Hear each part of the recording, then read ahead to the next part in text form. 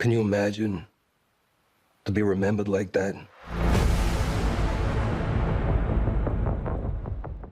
Bonjour à tous, et aujourd'hui on se retrouve pour parler enfin de la série The Penguin.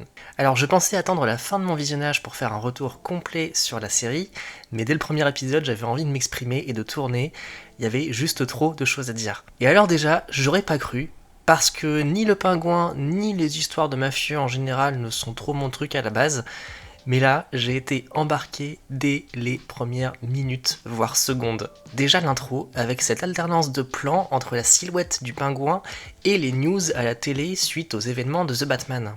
C'était brillant. D'un côté, l'ambiance crépusculaire, gothique et fantasmée de Gotham, à l'image des rêves et des ambitions folles d'Oswald, et de l'autre, les images nettes et en plein jour des actualités, des citoyens lambda, de l'ordre, ou plutôt de la tentative d'apporter de l'ordre au chaos. D'ailleurs, Batman est cité, mais pas montré, alors qu'ils auraient largement pu.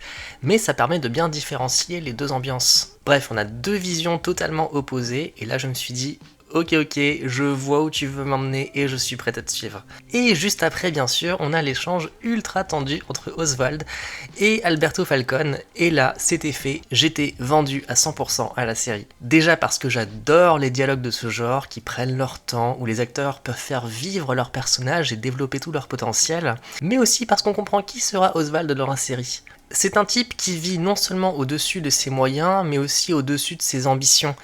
Par honte de son apparence, il s'est créé toute une image mentale de lui-même pour garder la tête haute, sauf que les autres, eux, ils le voient tel qu'il est. Mais lui, il se prend vraiment pour quelqu'un d'autorité, ou plutôt il aime le croire. Et c'est pourquoi, pendant qu'il parle de son anecdote, qu'il parle de ses ambitions à lui ou de celles d'Alberto, ça n'a pas vraiment d'importance. On sent surtout qu'Oswald ici tente vraiment de partager quelque chose de profond, un peu comme une figure paternelle, lorsqu'il relate l'histoire du héros de son quartier d'enfance. C'est d'ailleurs intéressant de voir qu'il tire son inspiration et ses rêves de respect d'un type qui a vraiment fait des choses bien, alors que lui, tout dans ses actes le fait graviter autour du crime. Il ne peut pas être un héros, il ne peut pas gagner l'amour des autres de manière désintéressée, il ne le peut qu'en le prenant de force.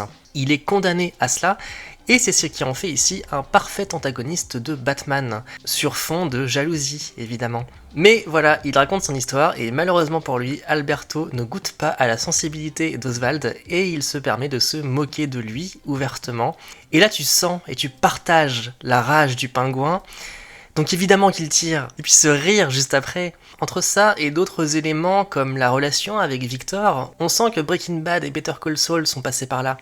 Les trajectoires d'anti-héros, de petits êtres faibles et moqués qui se vengent de leur vie par le crime, par l'interdit, ça fascine, et tout le monde sait désormais qu'il est possible de faire ça bien et d'emporter les spectateurs, aussi horribles soient les actes des protagonistes que l'on suit. Avec juste assez de maladresse et de cœur donné aux héros, ici un Oswald pas toujours dégourdi ni assuré, mais intelligent, suffisamment fier pour refuser un siège handicapé dans le métro, ou assez empathique pour que le bégaiement de Victor le calme d'un coup, on parvient à donner une épaisseur au criminel que l'on suit, sans besoin pour cela de passer par la case de la désacralisation, voire du ridicule complet.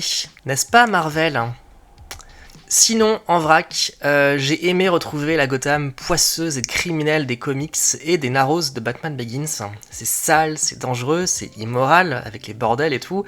Une ambiance de fou qui colle ici parfaitement au propos. La voiture d'Oswald, petite mention, elle m'a vendu du rêve étant donné que c'est comme ça que je customise la plupart de mes voitures dans les jeux Saints Row. Très bon goût Oswald.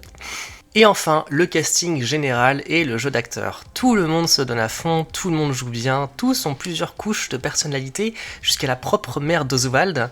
Mention spéciale à Christine Milioti qui m'a épaté, d'autant que je sors tout juste d'un rewatch d'How I Met Your Mother. Et aussi c'est fou parce que sa psychologie semble assez proche finalement de celle de Barbara Gordon dans la série Gotham. Sauf que cette fois-ci c'est bien joué, c'est bien écrit, avec la juste nuance pour ne pas que ce soit ridicule. De toute façon, je sens que cette série va avoir un effet thérapeutique pour penser la plaie laissée par Gotham. On a ici un vrai univers sérieux, tangible, traité avec respect, et enfin de vrais méchants qui ne rigolent pas du tout. Bref, ça va être génial. Allez, ma seule petite crainte, ce serait la cohérence avec The Batman. Si les coups d'éclat d'Oswald pour forger son empire sont trop visibles, il va être très difficile de croire que Batman n'intervienne pas.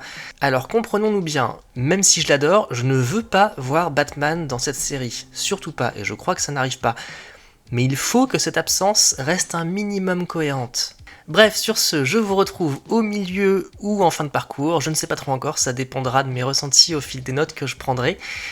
Mais j'y retourne, très enthousiaste, et je vous dis à très vite. Salut!